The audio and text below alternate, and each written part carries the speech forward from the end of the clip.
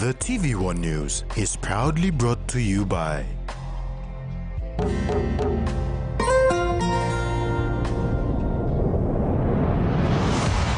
BSP, our bank, our people.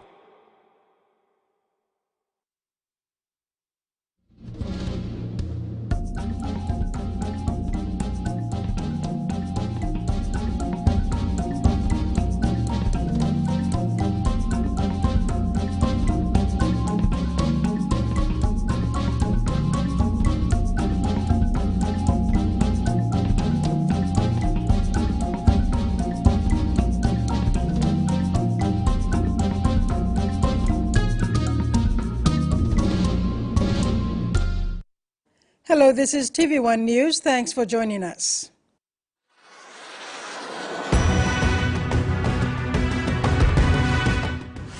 In this edition, PM on budget, Capinius back in camp, and Rugby League 9's tournament set.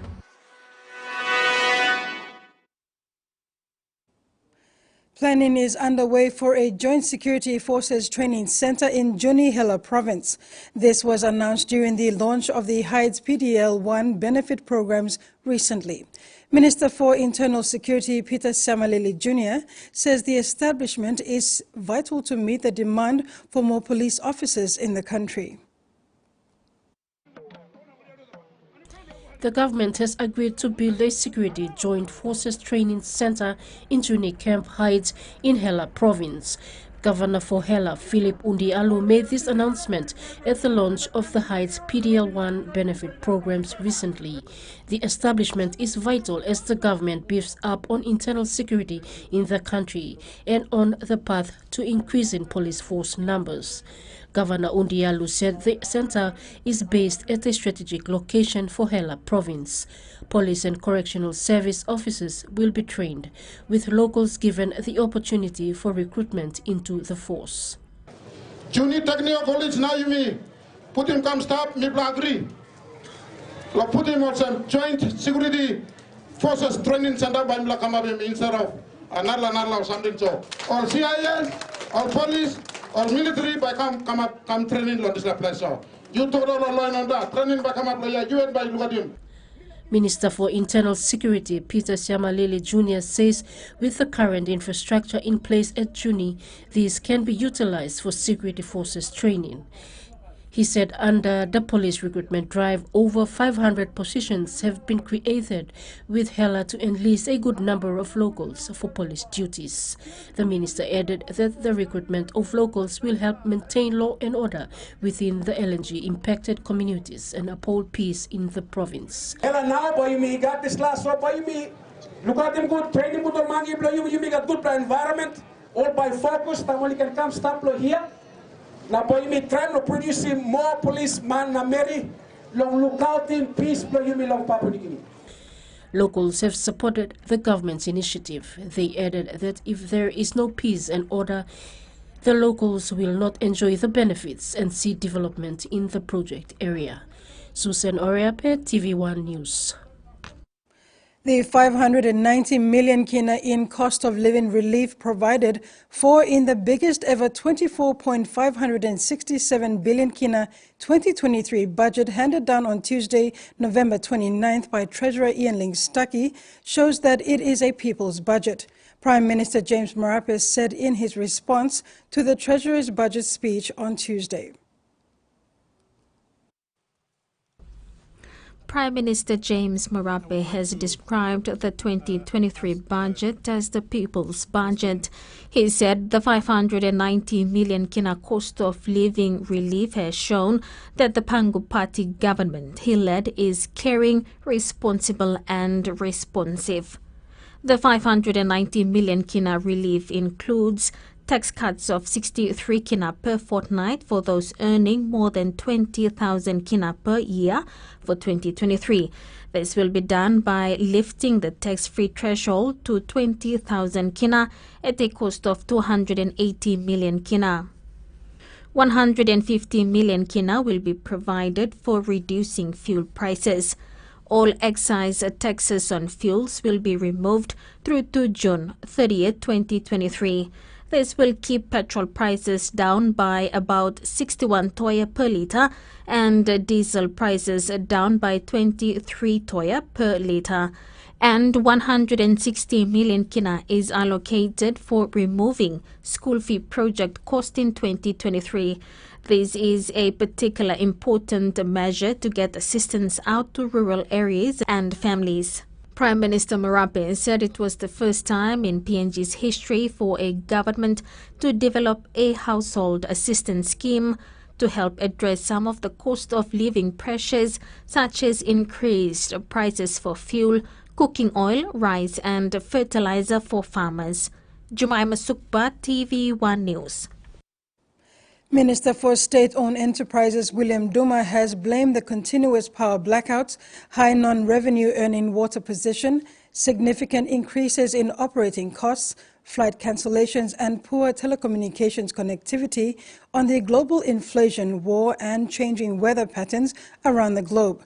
Duma said the challenges are both local, requiring public policy situations, and global, requiring appropriate international public finance solutions and fairer global ordering.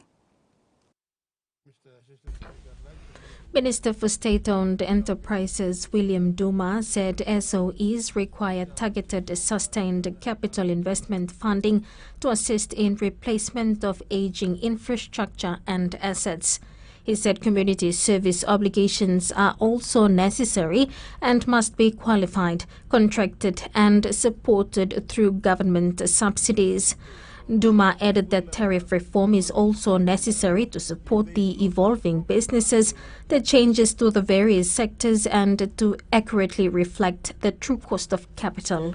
Establishment of the SOE board and management key performance indicator review to ensure that all of those who are involved are accountable for the decisions made by them.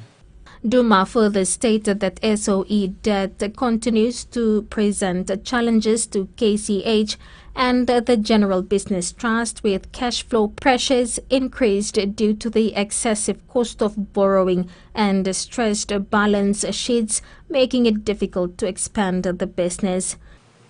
The SOE challenges, Mr. Speaker, the challenges that we face are both local, requiring public policy solutions, and global, requiring appropriate international public finance solutions and a fairer global ordering, one that encourages countries in strategic positions such as ours, Papua New Guinea, to prosper through market access and enable innovative solutions to tackle unique development challenges. Minister Duma stressed that the government needs a comprehensive capital works program to see sizable rehabilitation and replacement of assets across all SOEs. Jumaima Sukba, TVWAN News. TVWAN News continues after the break. Stay with us.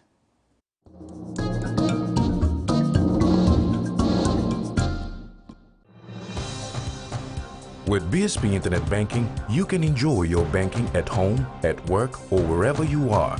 BSP Personal Internet Banking allows you to view your accounts and transactions, transfer money, bill pay, schedule future payments, or access your bank statements. Visit your nearest BSP branch to register now. BSP Internet Banking, the smarter way to bank. BSP, our bank, our people. Whether we're playing sport, exercising for fitness, being active for work or play, just having some fun, or just chilling, there is one name we can count on that we know will keep us going strong. Skell Rice. Healthy, nutritious, delicious medium grain rice full of vitamins and minerals. Skell helps us maintain a healthy, active lifestyle so we can enjoy every day. Skell Rice. Skell Life. SB Lager was there for the birth of our nation. We cheered when we dominated the Pacific Games. And we were full of pride when the Hunters lifted the cup. SB Lager. Cheers to 70 years. Open bets.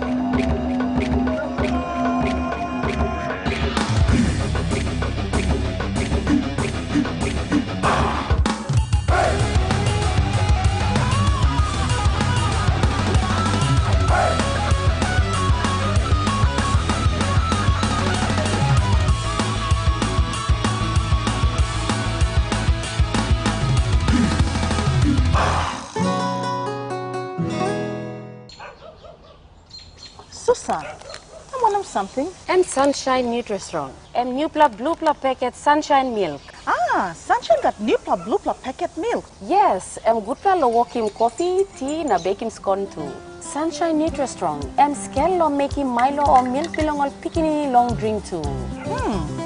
Nice, yeah. And now Sunshine Nutri-Strong. And we got vitamins and minerals too. Sunshine Nutri-Strong, the new nutritious milk from Sunshine.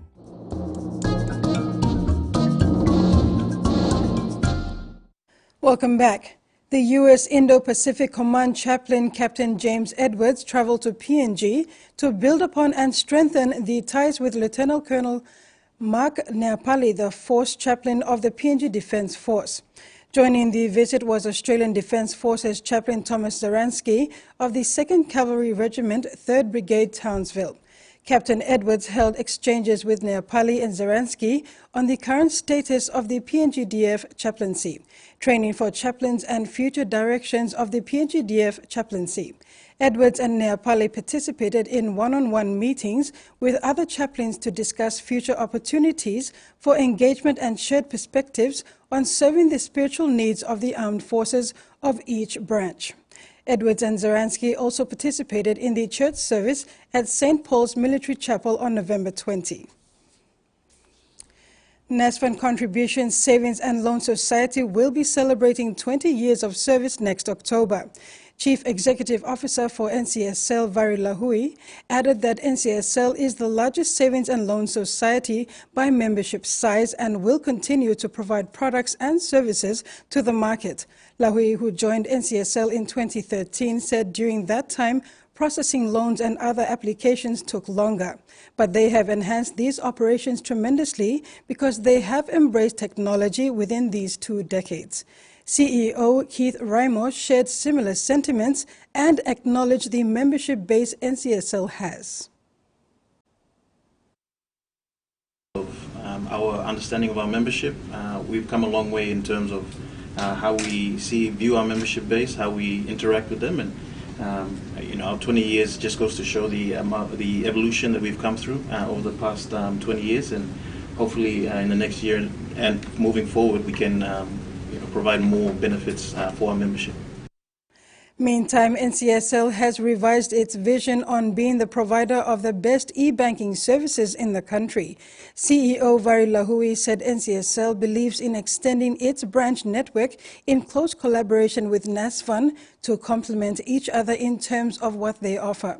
NCSL believes pushing electronic channels is the way forward as more members are accessing the service in that way. Revise our vision. Previously the vision was to become the best electronic bank in PNG. We've slightly changed it and we want NCSL to be the provider of the best electronic banking services in PNG. And so there's still that electronic banking focus for us. We believe that is the way to go in this day and age of technology. And so there are other initiatives that we're working on and other enablers. Over 140 people graduated on Monday, 28th November from K92 Mining's literacy program at the Agarabi Resource Center, just off the highway into Kainantu town. The graduates were adults who either left school early or wanted to refresh their spoken and written language skills. The Adult Literacy Program was initiated by K92 Mining in late 2019 with about 8 women from the Unantu community living near the K92 mine who were taught by Eunice Hombomia. But over 2021 and into 2022, a second teacher joined, with the teaching moved to Punano and Barinenka, just off the Highlands Highway before Kainantu. Divana Umpao, the teacher employed to organize and run the program at the resource center, said the number of interested adults increased this year by over 100. Unlike last year, this year we had, in one class, we had a mixture of adults, teenagers, and older people coming to class. So Umpao said the students worked well together and actively participated in class activities. Kainantu Mining is sustainability, so we want to give something back to the community while the company is here in PNG. So something to keep with them even when the gold runs out. So when the company leaves, the community has something that will sustain them. So education is a key component when it comes to sustainability. Umpao said the graduation meant so much to the participants, as 80% of them have never graduated from anything. Jasmine Nero, TV1 News. And that ends the news segment. Sports is next. Stay tuned.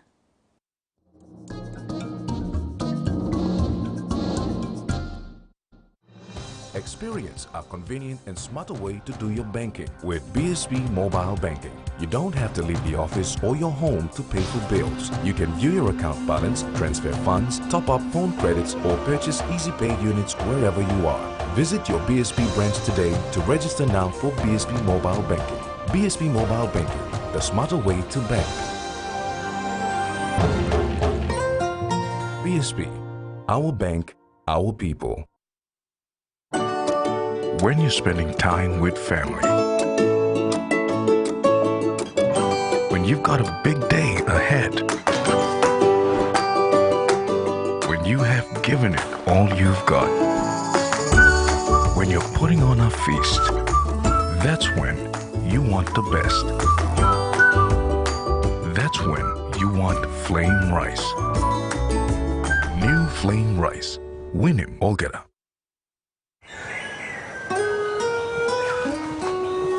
From the rich soils of the highlands, the finest coffee has been grown by generations of Papua New Guineans. Expertly blended and roasted with over 80 years of experience, making the finest cup of Nescafe New Guinea blend. PNG's own coffee. At TISA, we've been the common thread in Papua New Guineans' lives for 50 years. At first, we were simply teachers helping teachers. And today, we're the largest savings and loan society in PNG, with members across our nation's public service and industries. It's an honor to be the common thread in so many lives. Not for profit, not for charity, but for service.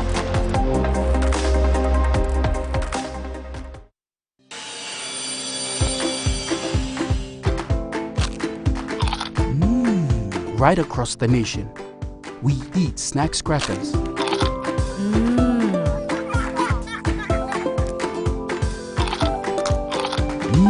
Emi trupla. All get a young plana lapun, only like him snacks crackers. Only make him here, no PNG, one-time lay biscuit company. It's crunchy and tasty. It's irresistible. SP Lager was there for the birth of our nation. We cheered when we dominated the Pacific Games. And we were full of pride when the Hunters lifted the cup. SP Lager, cheers to 70 years.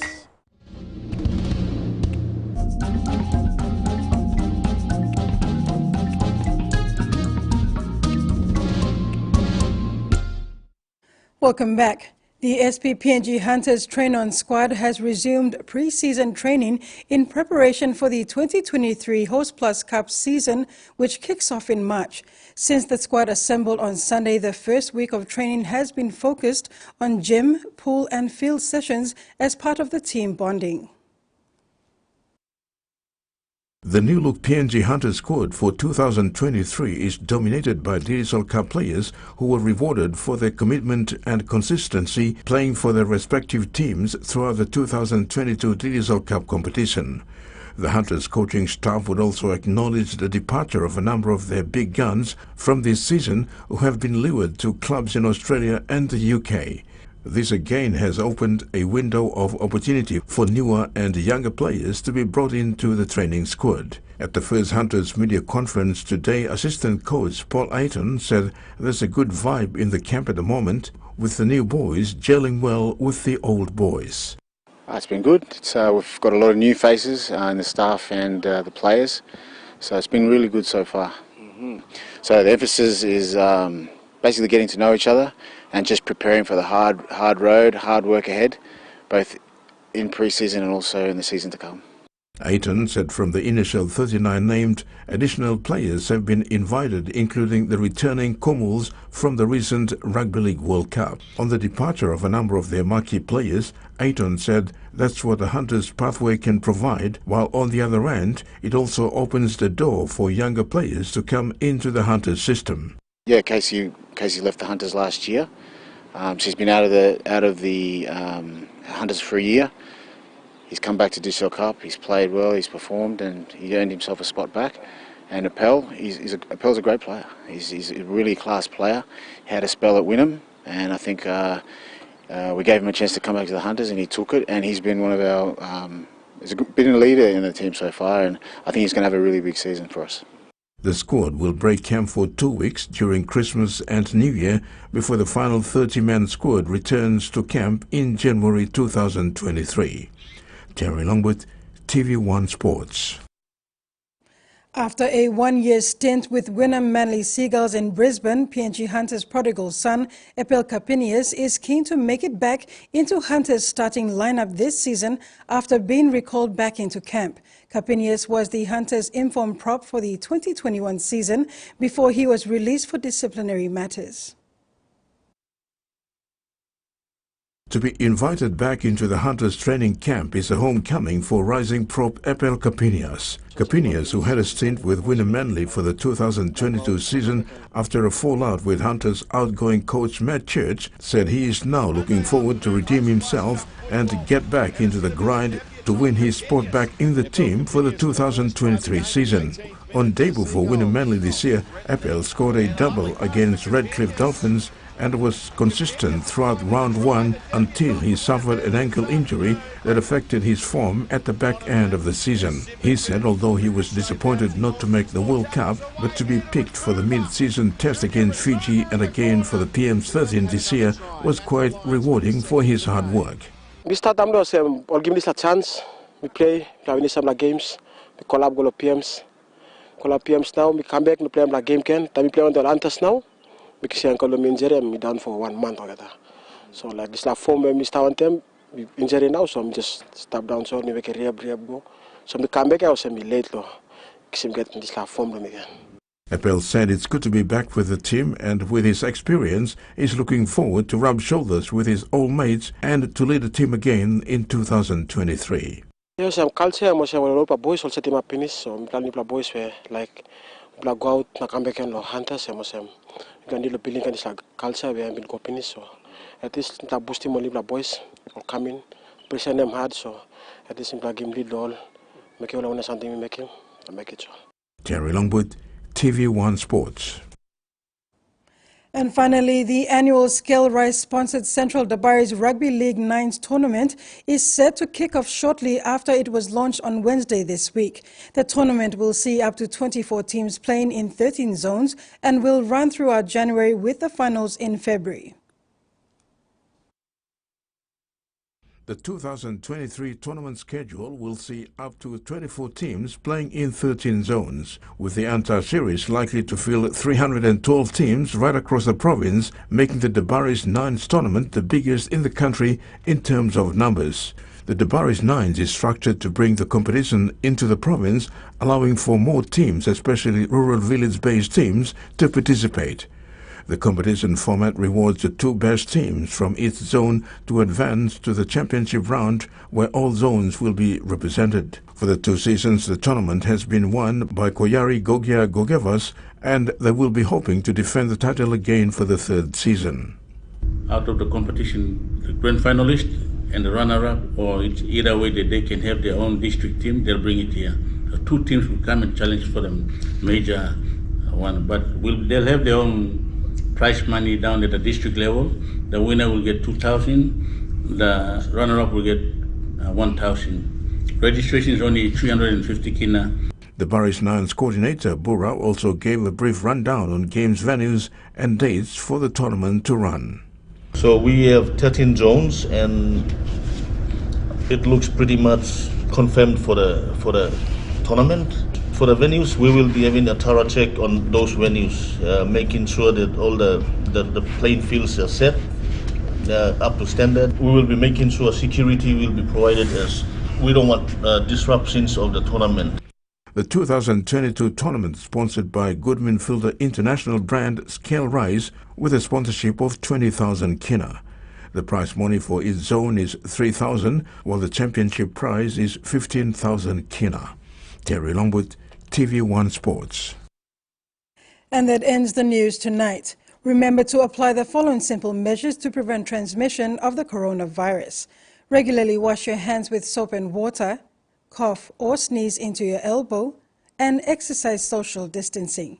If you are feeling sick, please stay at home.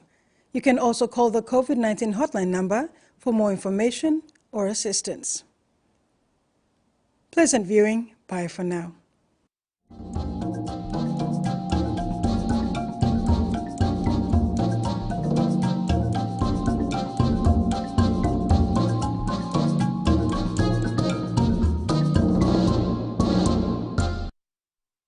The TVWAN News was proudly brought to you by